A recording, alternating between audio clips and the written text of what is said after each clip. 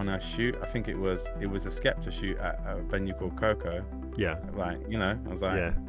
hey man, this is cool. This is another level that This else, and then before you know it, you've left that Yeah. idea that is actually an amazing idea. Is just sat on the shelf of many great ideas. I've got to work on some cool shit, man. Yeah. Meet some very interesting people like Mo Gilligan. Love working with him. Mm-hmm. Super nice. Like, he's exactly the kind of person you want to work for because he is the person that he is. You know, I want to shoot more portraits of, like, I guess, notable figures and friends, because I feel like I want to shoot more friends, you know. Yeah. Because I don't think we have enough pictures of our friends. Because you are incredibly selfless. Do you know where that's come from? Yeah, it's my mum and dad. My mum was selfless, and my dad has helped so many people. And I grew up witnessing people who had so much love for them because of all the different things that they'd help them with. The people who are at the top, they have to have a little bit of delusion. Because there's no way you're going to believe that you're going to become the number one at something without being a little bit delusional.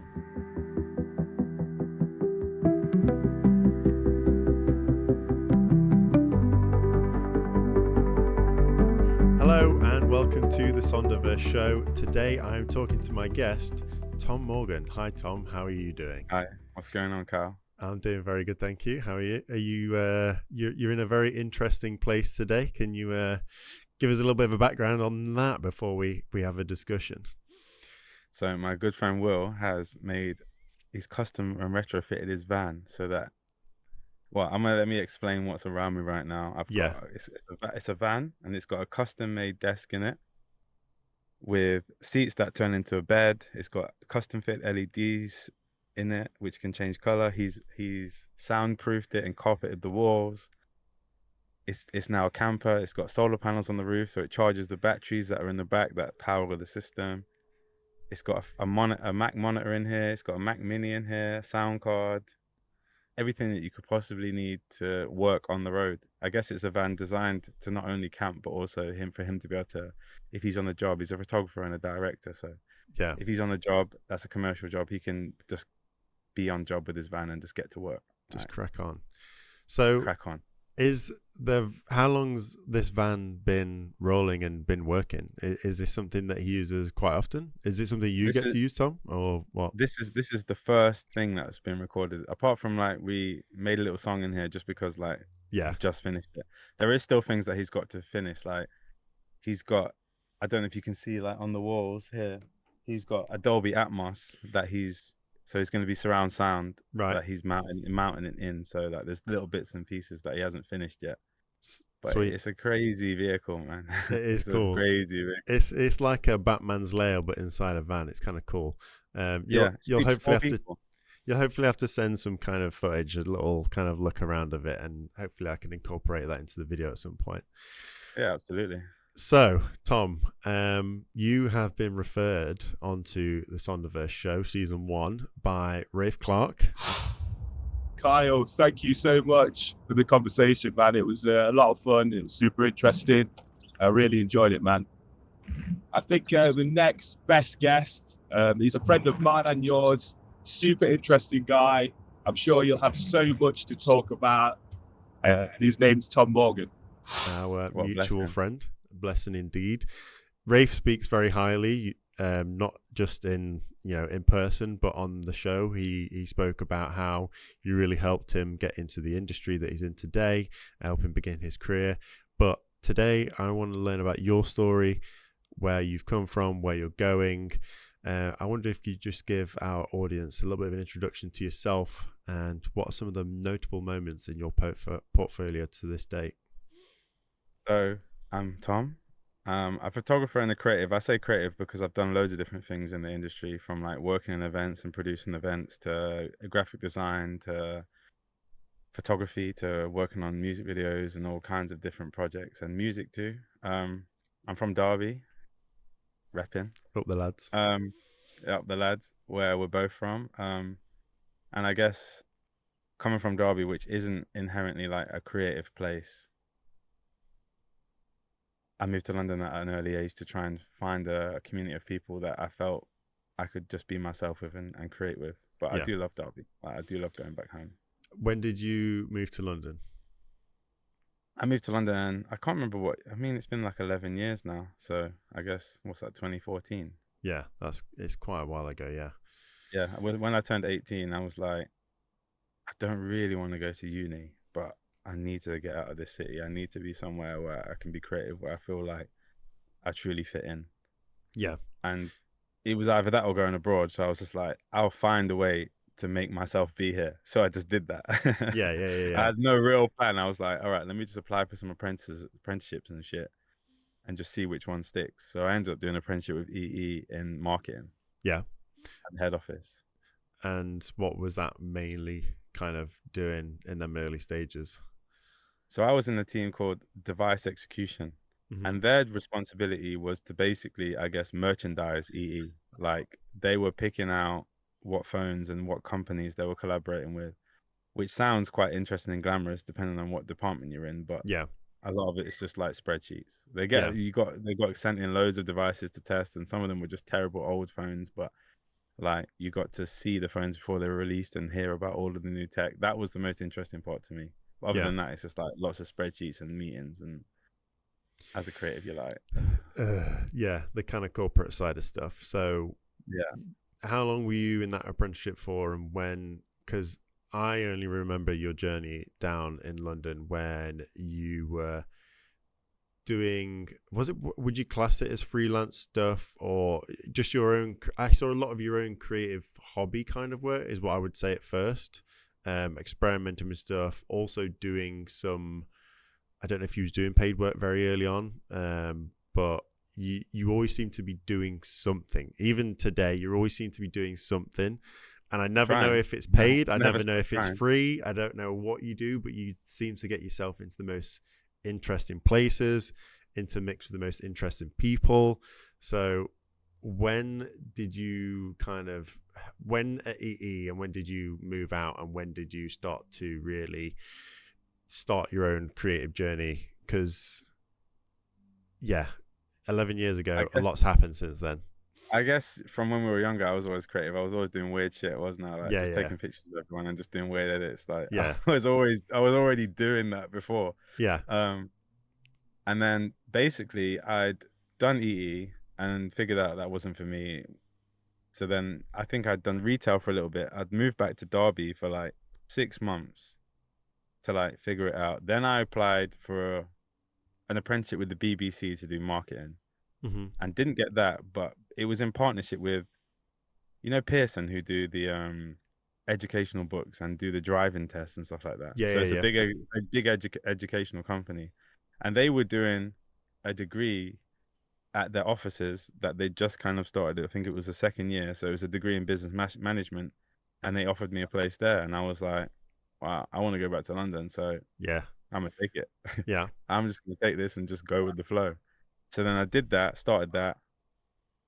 I guess didn't really ever really care because it was never engaging, and they were kind of disorganized because it was the second year. So the tutors and stuff like that weren't fully integrated or familiar with their setup. They were all just figuring it out.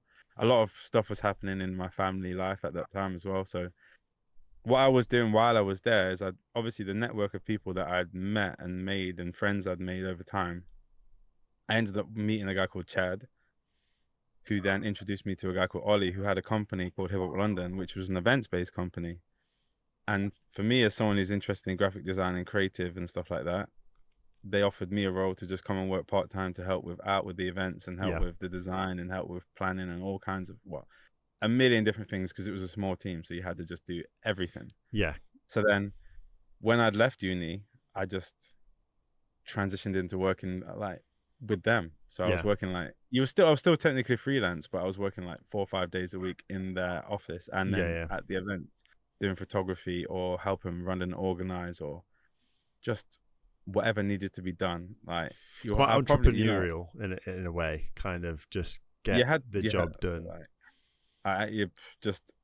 we needed to get it done. Someone's got to do it, and I'm the creative. I can learn things very quickly. So if it's graphic design, all right, cool, that's it.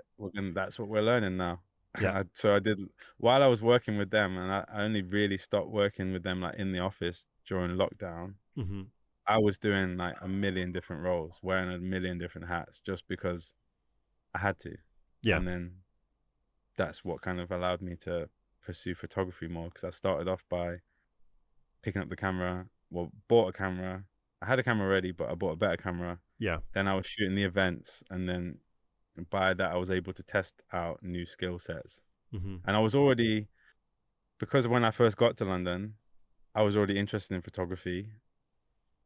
It kind of tied in hand, because how I got Raith into modeling was by taking some initial photos of him. Yeah. And then sending them to the modeling agency. So I'd already started honing that skill, and then the events combined allowed me to kind of be like a hybrid photographer, where I could shoot events and I could shoot portraits quite well at the same time.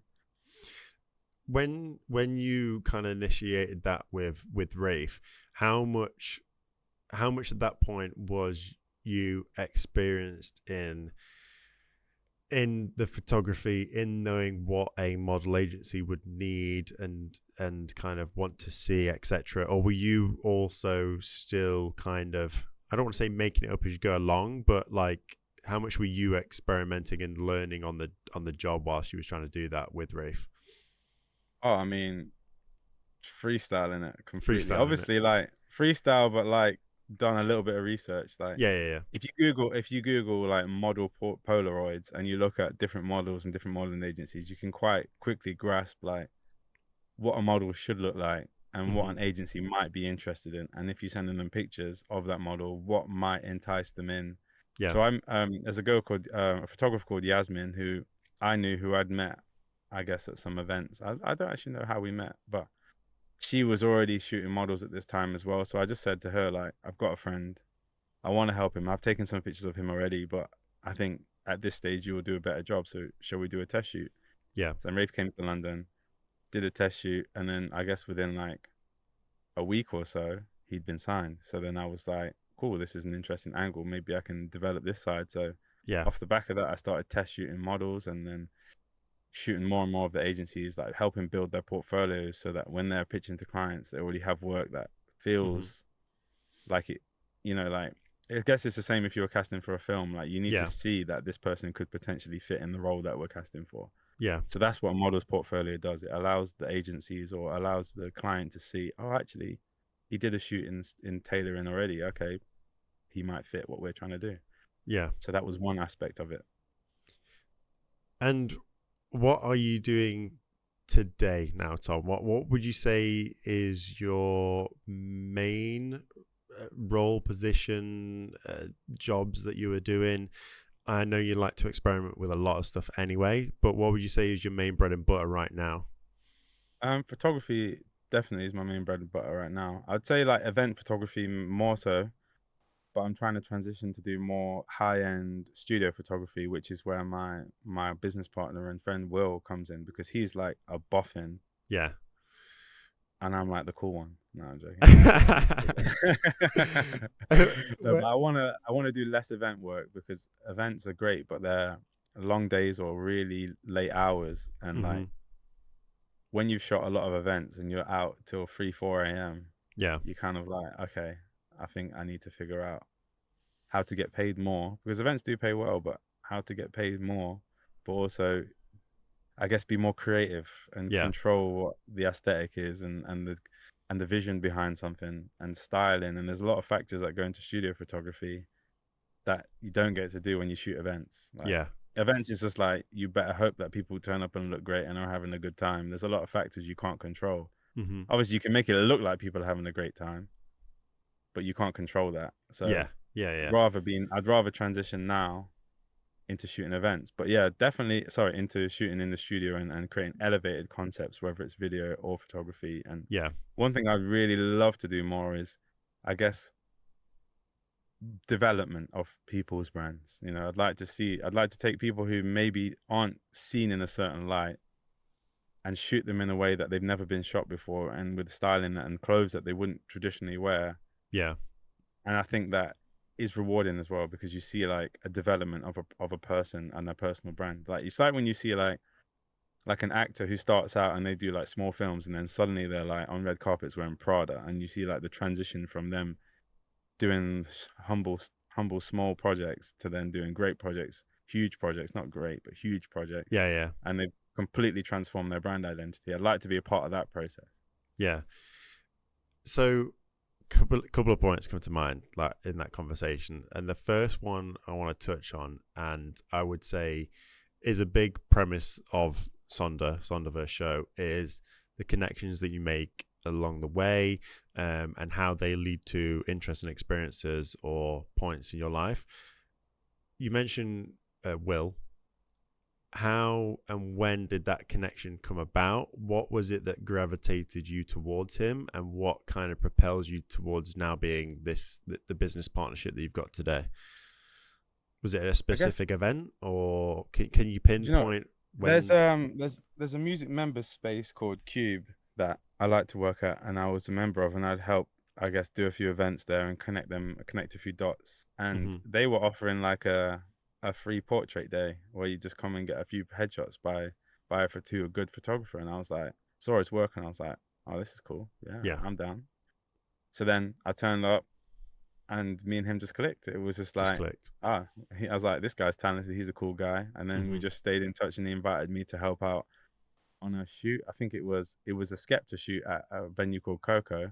Yeah. Like, I was like, hey man, this is cool. This is another level that, this is like, wow. Like I've seen and met these people in an event space, but I don't get to shoot them in like a different format where it's like, and I have shot people like that, but it's just a completely different experience because he's very, very commercial, high end level. He has, he comes with loads of different cameras and loads of different equipment that I wouldn't even dream of having, lights, and well, I've got some of it now, but back then, and this must have been 3 years ago, maybe 3 or 4. I can't remember specifically the date now because it feels like forever, but yeah. So with him and being in business with him, like he's very detail oriented. He's very much a problem solver. Like I'm very relaxed, so I'm very stress free. I'm very difficult to get stressed. Yeah. And he's a bit of a panicker, and he gets stressed. But his brain is like, if he had a superpower, it would just be like learning a skill and mastering it in a very short space of time. Like he goes and gets obsessed about things, and then comes back, and he's like understood it to the highest level. It's wild. Like he did this van, and he learned most of it on YouTube, and it's done to like a level that is better than I'd expect a professional to do it. Yeah. And you think, and every detail, he's thought about it. Like if I was to say, oh, did you think about how the solar panels are going to work when the roof is up? He's like, well, yeah, I've already thought about that, and it will elevate itself or something. Like I don't have. I'm like, there's just so many different details that he would think about, and I guess at some point you'll meet him. But so going into business with him was a natural. Do you think that is?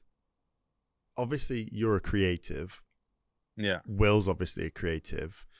I think a lot of creatives, I don't paint it with such a broad brush, but a lot of creatives can be quite scatterbrained, but they also can have great pattern recognition. So I know you were saying there, like you can sometimes see the patterns between things, and sometimes pick up things a bit quickly as well yourself, like quick to learn stuff, because you might might analogize it to something else you've done before, and it kind of cements it in the brain a lot quicker. Do you think that is the superpower of a creative, is that they're able to see these patterns and sometimes even just obsess? But I know that myself in my creativity, sometimes my obsessions can be short-lived. Like you quickly hone into it, obsess over it for a short amount of time, or a medium amount of time, but then that just wanes off, and it's like, right, what's the next thing that I can now get stimulation and obsession from? You're in the creative brain right now. Like we have a million ideas that we can't. You need a team of people to execute, and then you have this idea, and you're like, oh my god, this is amazing, and it might actually be an amazing idea. But then to actually go, okay, well, you need to fund this, or you need to apply for funding, or you need to build the team. Then you're like, oh, that's going to be a lot of effort, isn't it? And then your brain goes and then gets excited about something else, and then before you know it, you've left that idea that is actually an amazing idea is just sat on the shelf of many great ideas. But one thing I would say about Will is that when he gets obsessed about an idea, he just does it. He executes. He'll just go, you know he what? Gets it done. I'm doing it, and if I don't do it, I'm going to explode. Because I'm like, that's a great idea, but I can't do it by myself, so I need to have a whole team of people and a budget and that maybe that's not here right now. So let me just figure out what I can do that's going to happen right now. But he's like, the idea, let's stick to it. Let's finish it. Let's do the work that needs to be done. Like the other week we did a shoot and we had to learn how to build a set. And that's all your own research, all that kind of stuff. That's again, mostly him. I'm basically a laborer at this point. Just like, Will, whatever you need to do, you just go and figure it out. And I'll help build it. And now if something needs to be pulled together to help make something happen, I'll come and smile and shake someone's hand. Yeah. But like we had to order sheets of steel, or aluminium sheets. I think there were aluminium sheets that he then glued to plyboard. Then we had to build frames and build stands for these like wooden frames, almost like partition walls.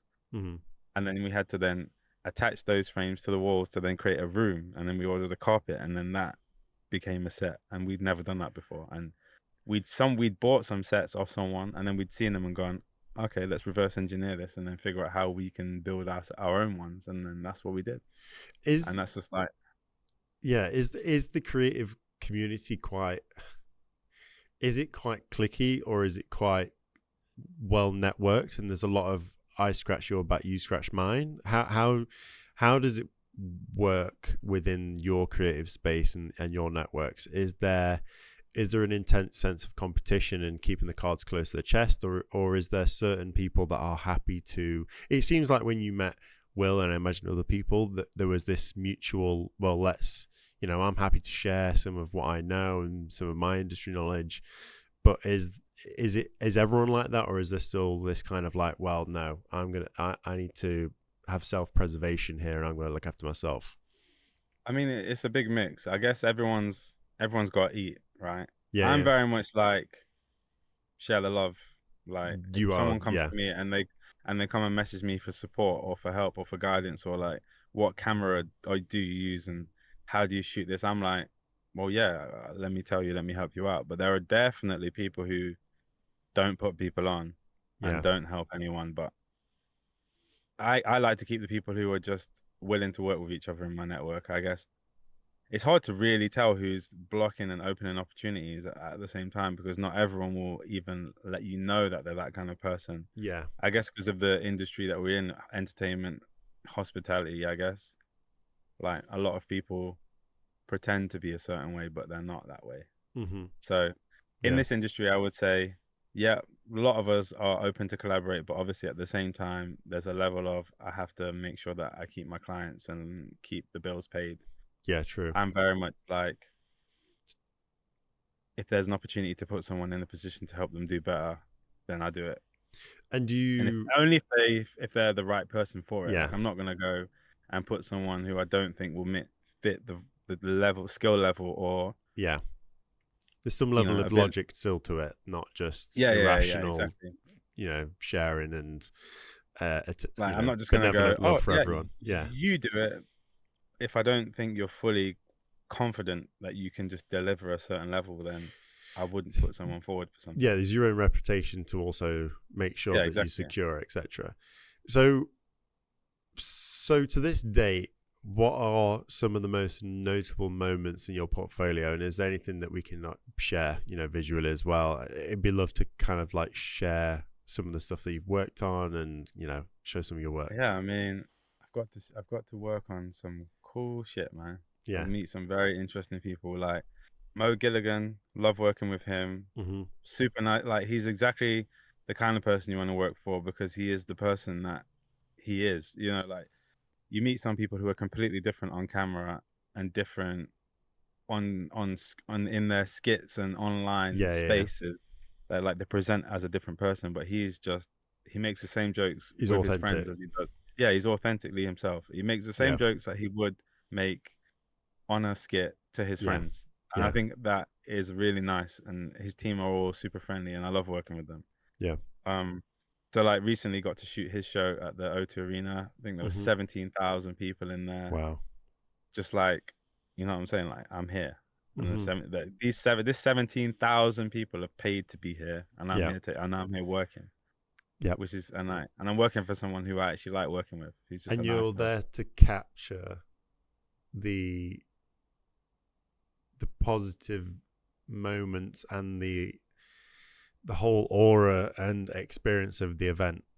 Exactly. So I'm capturing him on stage and the supporting acts on stage, but I'm also capturing him backstage, interacting with his friends, interacting with the other comedians, interacting with the staff. Like, that's a very personal experience that I'm capturing both sides of. And then also the guests enjoying themselves, like the people who have come with their wives or with their families, and they're just there together having a great time, laughing and enjoying themselves. Like, that's, I guess, one of the most pure experiences you can have. Like, and what is it about various different types of, I imagine there's various different types of photography. Like I was talking to Raith, I imagine there's various different types of modeling, and he explained there's commercial, there's editorial, there's catwalk, and there's all this kind of stuff. Surely there's different, maybe similar kind of words as well, like commercial photography or whatever, etc.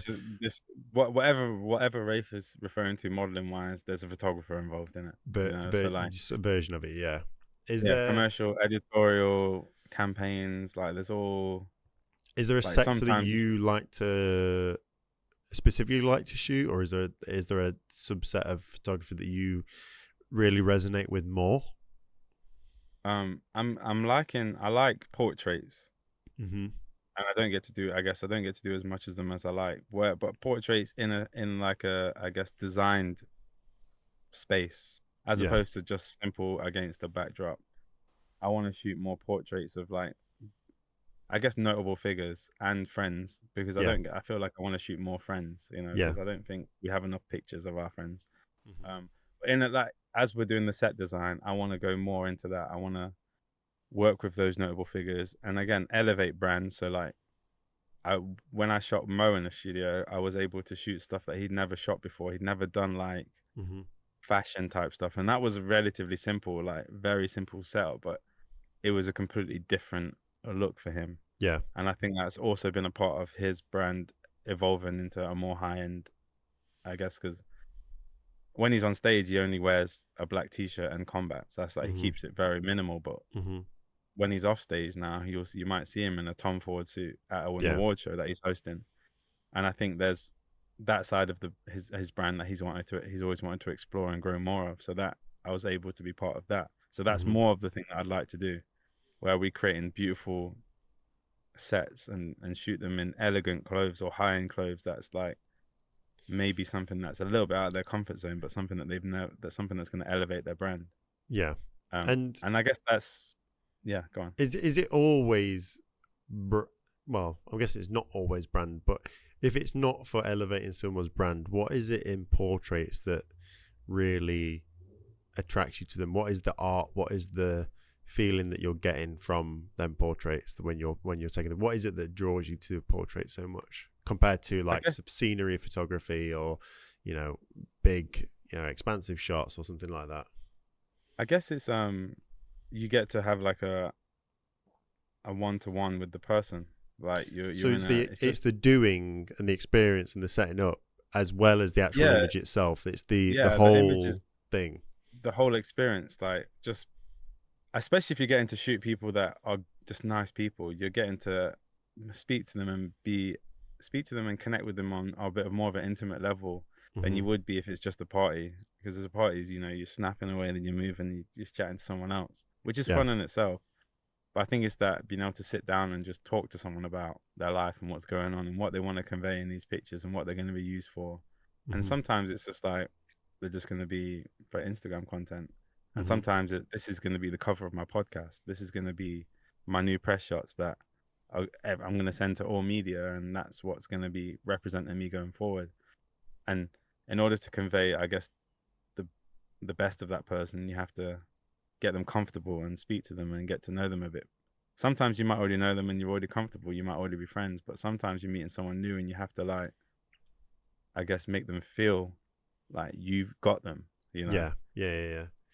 On shoots where you've So that first one you were saying, how is it leveled up for you in terms of meeting people? When I spoke to Raith, he was saying, like, I was trying to get out of him of, like, when he went to his first shoot, how did he feel? It's an area of complete unknownness, and he's having to learn a new skill on the fly. He's not had much repetition yet. Did he have any mentors to kind of show him down the way? And he mentioned how the first time he saw someone like Reese King, it was like, oh, wow, this is like someone that is really notable and he's got notoriety. And then he's got this now understanding that he is now that kind of person sometimes for other people. Has there different milestones in terms of different people that you've met and gone, oh, wow, I'm taking a big step of it? I imagine doing that shoot with Will for Skepta, what were the emotions going through your body at that time as, like, well, this is now, I've entered into a different zone or a different space or a different phase of my career? Well, I guess that first shoot it is big, because you're like, wow, the images when they come out are gonna be, people are gonna go, oh, what the fuck, man? Like, yeah, you've done that, like, you're doing bit. Wow, I remember seeing it. I was like, that this is, like, what is next it like level. to meet that person? And obviously there's a bit of pressure to, like, make sure that you're doing your job, but also when you're working with someone like Will, who's very knowledgeable about his craft, you can rely upon them that they got it, like, Yeah. and you're there to support them and understand. And obviously there's a period where you go and you do it yourself, and that's when the nerves kicking, because you're like, yeah, okay, I need to make sure that you go over things a million times in your head. You're like, you're checking your kit, you're like, okay, I've got my lenses, I've got, okay, the lighting setup, how I'm going to do it, okay, let me just do some research and find shoots that I like the look of and break them down and try and reverse engineer. A lot of it for me is reverse engineering stuff that I see that I already like. Yeah. Whereas maybe like someone like Will, he can just he can see an image straight away and just know, he can already visualize things, I guess. Like, he has an idea that he wants to shoot and he can just go off and generate images. Yeah. Whereas I'm like, I like to see things, and I'm a visual learner, so I like to see things and kind of break it down into my own bite-sized chunks so that I can then replicate it and then add my own style to it. So when you're going to do a shoot by yourself, you're having to, like, really go into yourself and go, okay, am I prepared for this? Have I got every detail thought out? Sometimes you might just turn up and go, I'm just going to wing it. And sometimes you're going to go, I can't mess this up. This is super important. Let me make sure that I have thought about every detail of this thing.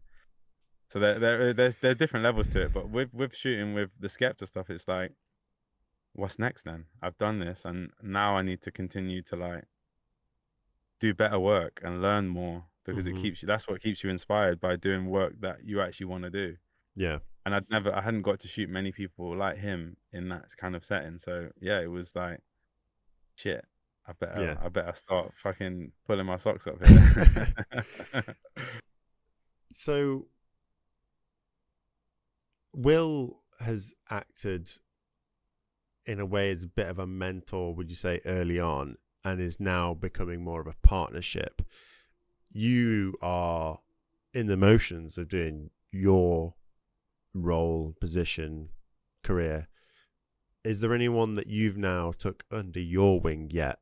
Have you got to that point and level of, I don't know if confidence is the right word, but is there anyone else that you've either seen in the industry yet that you kind of like, right, I'm gonna help them on their journey? Because you are a helper. I know you as a helper. Oh, absolutely. You've helped me and my family with stuff, whether it's, and not necessarily is it always just you with your skills, but you'll know someone in your network. So, like, you helped my mum with moving house because you utilized your brother, and he stood in and helped out and leveraged that, and we were all massively appreciating, even though George finds my mum hard work, and I wonder of that.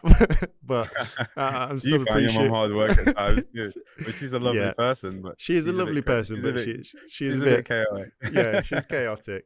But like with Raith, with James Thompson, you came and you did helped do a shoot for him for the clothing that he was doing and for the kind of brand that he was building. So you're always willing to help people. I'm just curious to know if there's anyone that you've took under your wing yet, or is that something still to come in the future? I guess people come to me and ask me for help and advice all the time, and I'm always willing to help, but I haven't got like a protege. I feel like I'm still figuring it out myself most of the time. But there's people I help in different ways. Like there's a singer who I've helped with her music and help with her branding and help her come up with ideas for her strategies for her career, which isn't necessarily photography based, but you know, she can message me anytime. You're a multifaceted person though, Tom, aren't you? Really, to be fair. We're talking about photography here, but you do music, you do all sorts of stuff. I just help. If someone comes to me and says, I need some advice on something, then I got you. Like, I got time for it. Like, I don't have anyone specifically that I'm like holding a hand and guiding them. But if they come and message me like, I'm just trying to figure out this setup and I'm shooting a party, and can you help me figure out what camera I might need or what light I might need? And I'll go, cool, I'll help you. Like, no problem. I want to see you do well. And there's other photographers that I meet along the way that I think my work's amazing. And I'm like, your work's great too. But if there's any way I can help you, then cool. Yeah. Like, if there's anything special technique you think I've got, then I'll, I've got nothing to lose. Do you know where that comes from? Do you know, because you are incredibly selfless, do you know where that's come from? Yeah, it's my mum and dad. My mum was selfless, and my dad has helped so many people. And I grew up witnessing people who had so much love for them because of all the different things that they'd help them with, that it felt natural to just do it myself. And George is very similar. Like, my family, we like to, if we see people who need help and support, then we'll step up and we'll help. I think it's just how it is. My mum was a mental health nurse. She was a sister on a mental health ward. So her whole career was dedicated to like helping heal people. And my dad, he's just the kind of guy that just helps people. Like he'll give you support and be there and help out in any way that he can, if he can, you know. So that's it really. It's just, that's how I grew up. So it's nature and nurture for you. It's probably within you, and you saw it on a daily basis in the family. Yeah, you see this, you see the benefits. My mum was like the nucleus of my family, and she would be helping everybody out in the family. And you see how enriching it is to people's lives when someone is just there for them. Yeah. When someone's there to listen to them or just to give them some advice. In fact, recently, randomly, I was working at a festival, and someone came up to me and was like, I didn't even recognize her at first. She was like, I just want to say thank you. You really helped me out. If it wasn't for you, I wouldn't be doing the job I'm doing. And I was like, did I even do? Like, what did I do? And basically, she'd messaged me because she wanted to work in music. And I then messaged one of my friends and said, this girl, she seems really keen. She seems like a nice person. Can you help her in any way? And then that was that. I left it, you know. You made the connection. You joined the two people together. Saying, thank you so much. And I was like, well, I'm glad you're happy and doing well. Like, and that's more, that I can't ask for much more than that. Like, that is the power of connections and having a big network. Just taking the time to go, cool, I'll help you out. You don't even realize how important it is to someone. Some of the advice I've given someone, some of the people that I've given it to, I might not even realize that I've changed their life. And I might not have, but I might have changed it in a big way just by making the effort and giving them the time of day to speak to them. Yeah, being authentic as well with any advice that you give and the help that you give. Genuine, like it, and the advice might not be what you want to hear. It might be that, you know what, realistically, I think you're probably going to have to work on these few things before you even get to this position. Yeah. That is, sometimes I need to give my own advice. that is the ripples though, isn't it? The butterfly kind of effect of that, you know, a butterfly flaps its wings over here, it can cause a cyclone on another side of the world just because of the way, you know, the wind flaps from the wings, and it just can snowball and have this effect and, you know, spread throughout the world. And like you've just said there, you did one thing that seemed like a drop in the ocean, but has now led to this whole development for that individual. And I was just like, oh my God, I felt so great. I was like, wow, I'm just glad that you're doing all right. You know, like, I'm glad I could help you do that. And occasionally some of the people I've helped a couple models who who are doing really well now. Occasionally they'll tag me and post and say thank you so much. Like, I'm just like, you know, I'm just grateful that you're doing all right. Mm-hmm. I don't need anything from it. I'm just glad that you're happy and your life is now in a position that it might not have been in if I hadn't helped you out. Is there anyone else that you could say right now that has been a big impact, even if it's not from your career, but like, is there anyone else that's been, just anyone else that's kind of impacted how you think, how you work, how you live, etc.? Definitely. So the guy who I worked for with Hip Hop London, his name's Ollie, and the guy is just a bit of a mad genius in the sense of like, ideas fly through his head faster than anybody I've ever met. Like, and deciphering them is a skill set in itself. But when I was working for him, and now we still work together on music and just creative stuff, and we're like close friends. But he instills a feeling of you can just do it. Like, nothing isn't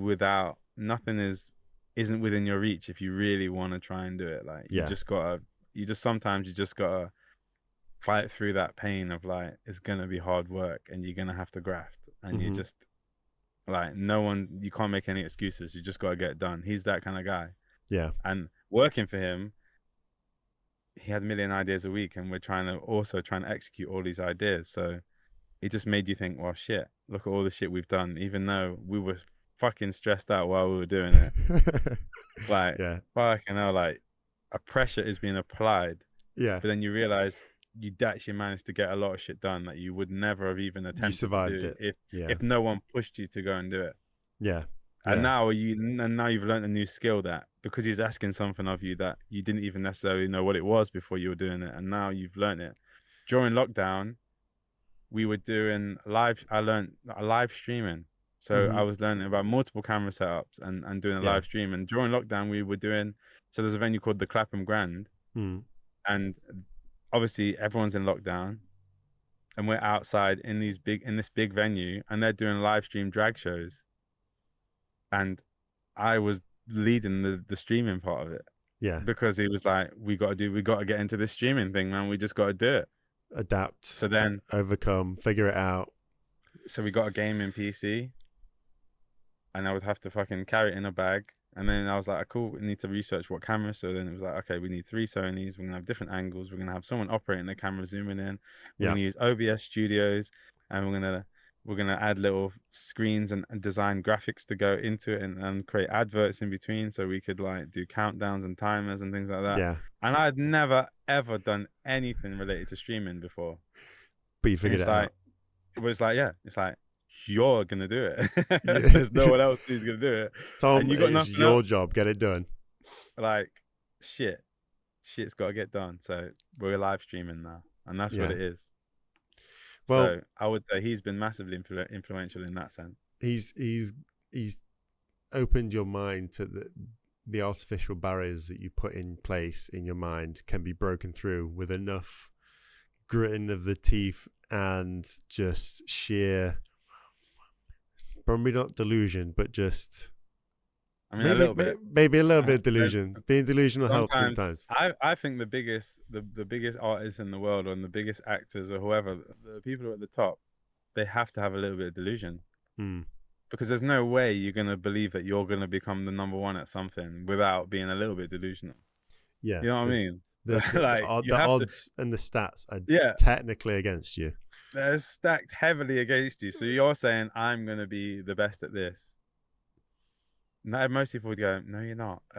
Like, one of 8 billion people, you're going to be the number one at that. What makes you so sure? Yeah. Yeah. And you see that in the creative industries. Like, you see people who are like, maybe even not even equally as talented as other people, but they believe, and they will go and do the networking and put themselves in the positions that will get them that job, even if you're sat at home like, I'm better than them. Yeah. Yeah. That's the, like, you could actually be the most talented person on earth, but if you don't believe it and you're not backing it and you're not screaming it to people and going to the places and saying, I'm the best. Yeah. No one knows that you're the best because no one sees that. Yeah, true. You talked there on the concept of like not necessarily always competing, but there is so many people that are also got the same dreams, same kind of goals in mind. When now, this is where I like to kind of bring AI sometimes into the conversation, and how is this going to interplay into the world? You spoke about how you enjoy the idea of portraits and all the work that you do because it's interacting with people and it's kind of learning their stories, etc. You have other people to sometimes compete with, but you have some people to work with and collaborate with, to partner with, to network with. How do you see artificial intelligence impacting your industry? If we're talking just specifically from photography, we can see even with music, it's having impacts there. I don't necessarily think it's going to take over, because especially something like music, there's voice. Maybe, I don't know, maybe we were just being naive, but I think there's something unique about a voice. I think we're naive in general, because like I don't think we fully understand the capabilities that, like, the developments that come out so rapidly. Like every week, it's like someone in China has developed a new AI that's better than the Google VO, and VO is now updated it, and Midjourney is updating, and that's like every single update is like almost getting to the point where you can't even comprehend whether it's human or not. It's self-proliferating, isn't it? It can improve itself as well, because if it can code, it can code itself and get better. And it's responding off us telling it that it's getting better. So like it asks every time you send a message to ChatGPT, it asks you if it was a good response. Yeah, you're reinforcing it in terms of what's the best way. This was a good response. Okay, so let me use this response as the basis to then improve on that response. Yeah, and that happens is probably 100,000 times a second. Yeah. Obviously, go on. You've played around with image generation. You again, being creative, always thinking outside the box. I've seen you on these various different platforms creating what could be looked like an editorial level images using AI. You enjoy it and you find it fun, but does it give you any, I don't know, lingering worries in your mind in a sense? I think that the worry is there are definitely people's jobs in the industry who are at risk with AI, like inevitably, like product photography, like I guess general, like I'm not going to say generic photography, but like retail photography and stock photography. Yeah. That's a tough one, because like people are now able to generate their products and put them onto things. Yeah. In a way that would cost them thousands before. Mm-hmm. So in one sense, it empowers the people who maybe the price of entry is higher for them. They can now enter into the playing field, and they have an opportunity, like me and you, who haven't got millions to spend on a campaign, can now generate a product, put the product on something, and sell the product without having to spend 10K on a campaign. Mm-hmm. Obviously, in the same breath, the people who were going to shoot that maybe have lost a job there. Yeah. And especially in like stock photography, like the gap is getting closer. So like it's going to be hard to distinguish whether something is or was shot by a photographer or not. Obviously, the one area that isn't going to change is events and things that happen in person, because you can't capture an experience with AI because AI is not there. Yeah. You know what I'm saying? Any real experience where it requires you to be in the room with a real person and show a real emotion, you can't document that with AI currently. I mean, I think in China, they're developing drones that can fly into events and take pictures. So I guess that is the worry. That's the element. Like, but I don't think that's going to be widely adopted in the UK. In China, I get it, because they're already like straight into the robots. They're like, yep, this is, maybe Japan too. Like, they're like, this is our life now. We're robot people. But there's like, surely, I mean, I'm not a photographer and I don't know the technicalities of it, but surely, you could have a drone fly in and take the pictures. But when you're doing your photography and you're doing the events photography, for example, surely you are playing around with certain different settings to evoke a specific emotion or a different center of focus and all that kind of stuff. That's something AI you still worried that could do that too. If you put one of my pictures into AI and said, describe the scene and describe the techniques photography wise that are being used, it will do it in a second. It will break it down, the lighting, probably tell you what kit you've used and what techniques were used to do it. Like, I use it to analyze images. Yeah. I use it to help generate concepts for shoots that I'm doing, and I can say I want it to look like it was shot on this camera from this angle with this kind of lighting, and it will generate the image quicker than an animator could do it in a year. You know, like I'm not necessarily worried about it because, again, I shoot events, and I don't see the UK or the European market really being that into it.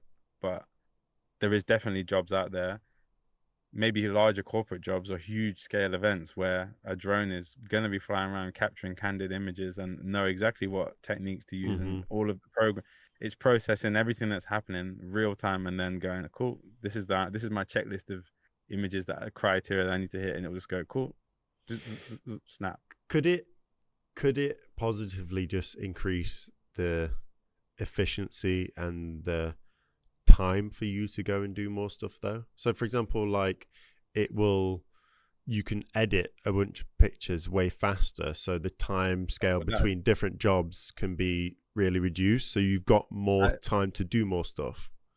That's already happening. Like even I guess at a primitive level, Photoshop has it, but Lightroom, they have AI editors in there, so you can pick an image and select a certain type of edit, and it will analyze the image and then adjust it to match whatever select you've done.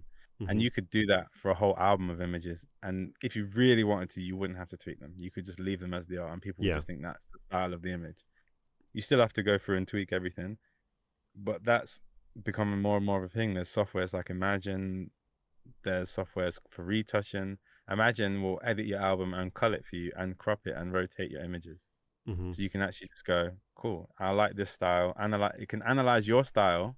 Yeah. Then you can tell it to edit it in your style and then rotate the images, crop the images, and select the images and then select the images that are good. And it's not amazing right now, but it's getting better and better every time. Do you think it could increase your creativity and other people's creativity? Like there's other ways to now. It's unreal for that. Like me and Will, when we're doing a shoot, he has a software called Satellite 3D where you can map out and light a shoot. And then what he would do with that, he would take the snapshot that he's planned. You can put a model in there and you can snap it and you put it into AI and then generate that into like a shoot with exactly the detail and the type of model and the type of clothing that you want to use. And then before you've done the shoot, you already have what the end product could look like. So now you've already you've saved yourself so much time on testing things out because you've already done it. You've simulated that in a virtual world and then AI'd it to look close to the end product. I'm sure I can find some that's been done. But that is unbelievably powerful. Like you can now go, I want to try and do a shoot like this. Give me some ideas for what kind of lighting I would use in the positioning of it, and then generate the image of that, a reference image. So then you can go into the shoot, okay, I know what lighting I'm going to use and how I'm going to position it, and I know roughly how it's going to look before, that is like for a creative who wants to envision an idea and struggles to plan. AI is amazing for that. So right now it's empowering you and making you more efficient, making you have more time to have creative thoughts. So it's taken away certain tasks where you've now got more time to think and execute other ideas. So for right now, you and Will and others, it is a net positive in its current currently. But I can't speak for everyone.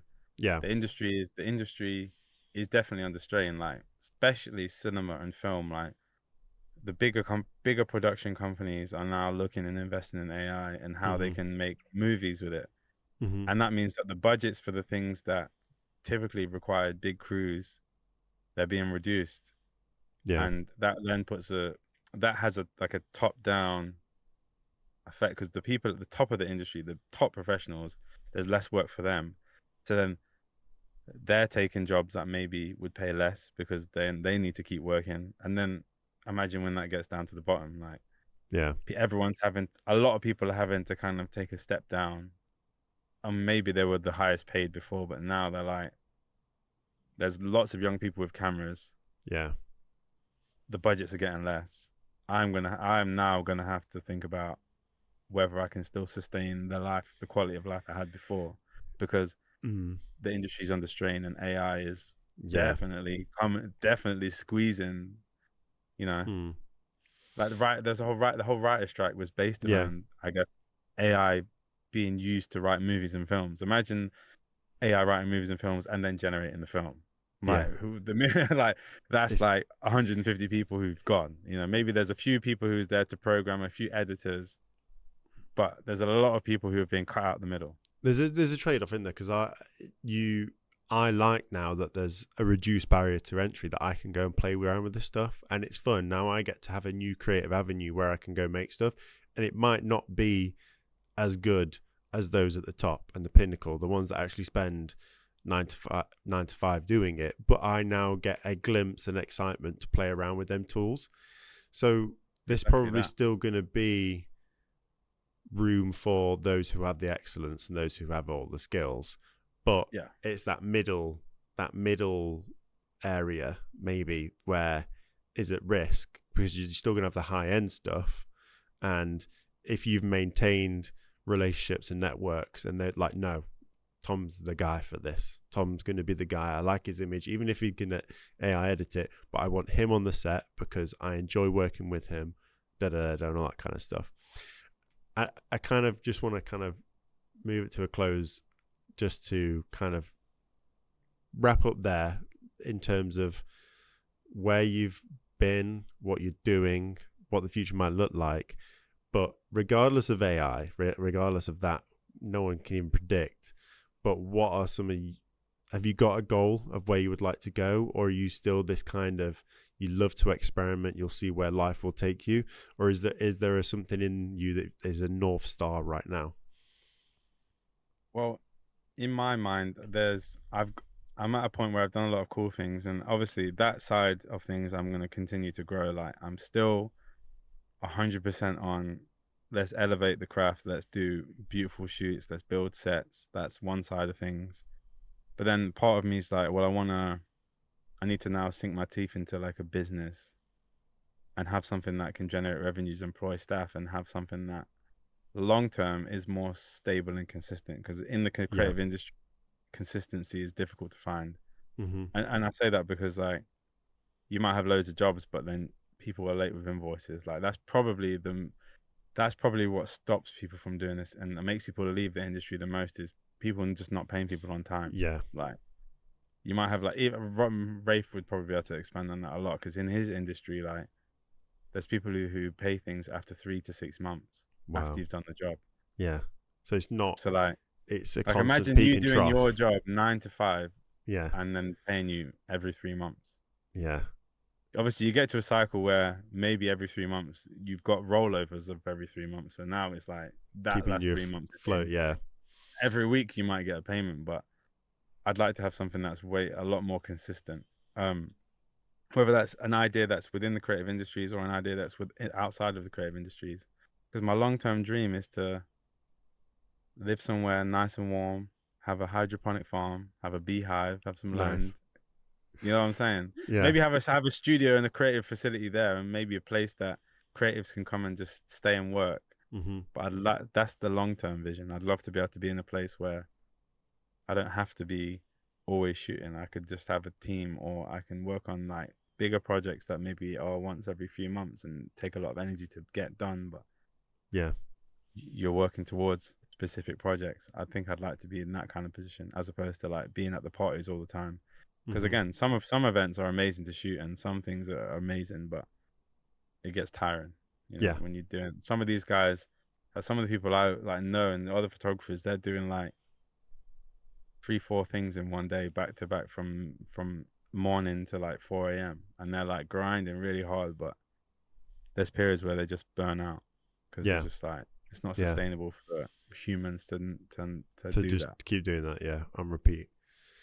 Well, you know me, man, I'm a chill dude, bro. You are, man. You know, fingers crossed. I mean, you put so much good into the world, Tom. I hope that goal is achievable. I'm sure, just like the skills that you've learned from all the people that have been impactful, you can see a barrier, you might see a hurdle, you'll still just push your way through it. So I'm pretty sure that you'll find a way. And I appreciate you coming and sharing that story, all of the stories, and telling me about all these interesting people. Me and you could have these kind of conversations all day anyway. I'm happy to chat. Yeah, this to me is just a conversation. It is. It's just a conversation, and to be honest, I've learned a lot that I didn't know before. It's cool diving into it, and I'm sure there's stuff I'll ask you at a later date. But hopefully, as you already know, there will be someone. Don't need to mention it now, but hopefully, someone you can refer someone onto the show who we can speak to next. And it would be just nice to have another interesting conversation. It can be someone who's been impactful, someone influential, or just deeply connected to you. But I appreciate getting to learn about you, Tom. I hope everyone else has enjoyed listening along, and can't wait to show some videos of that van that you sat in. It's pretty cool. It's a cool van, guys. Yeah, we'll put stuff in comments or etc. to point in the direction of Tom's work. And thanks again for coming on the show. Thank you for having me. Thank you for creating the platform, man. I'm looking forward to seeing where you take it. Thank you very much. Cool.